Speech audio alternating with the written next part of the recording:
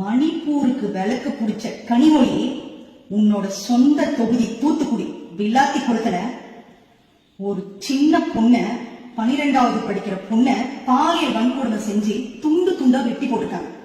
ஆனா இது வரைக்கும் கனிமொழி நீ வாயை திறக்கல. காரணம், உங்களோட ஆட்சி கேடுகட்ட ஆட்சினத்தை நீங்க ஒத்துக்கிறீங்க.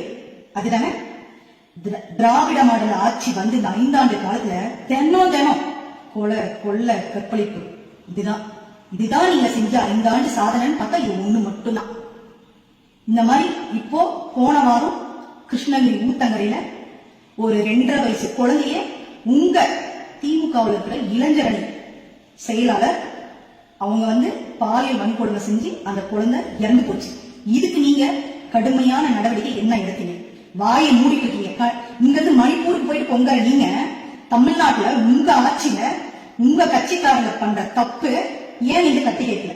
இது வரைக்குமே இந்த திராவிட மாடல் ஆட்சி வந்ததுல இருந்து தமிழ்நாட்டுல போதை, கஞ்சா, பாலியல் குற்றங்கள் மட்டும்தான் நீங்க பண்ண ஒரே ஒரு சாதனை. பெண்களுக்கு எதிரான பண்ண குற்றங்கள் தான் அதிகம்.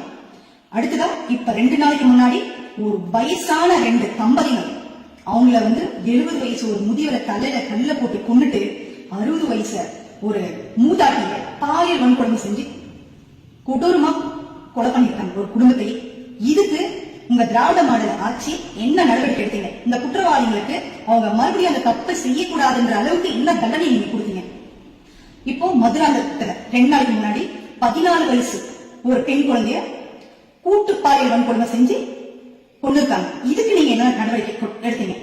இதே மாதிரி திருச்சி மாநாட்டுல முதலமைச்சர் மு க ஸ்டாலின் சொல்லியிருக்காரு, என்னன்னு, கருப்பு சிவப்பு பட்டாளம் இருக்கும் வரை எங்களை ஒன்னும் அசைக்க முடியாதுன்னு சொல்லிட்டு, காமவெறி பிடித்து அலையும் மிருகங்களை கருப்பு சிவப்பு பட்டை அணிவித்து ஆளும் கட்சியின் திமிரை ஊட்டி வளர்த்து கட்டுப்படுத்த வேண்டிய காவல்துறையில் வியாபாரத்துறையாக மாற்றி பெண்கள் மற்றும் குழந்தைகள் அனைவருடைய பாதுகாப்பை சூறையாடி செய்த ஒரே சாதனை திராவிட மாடல் சாதனை.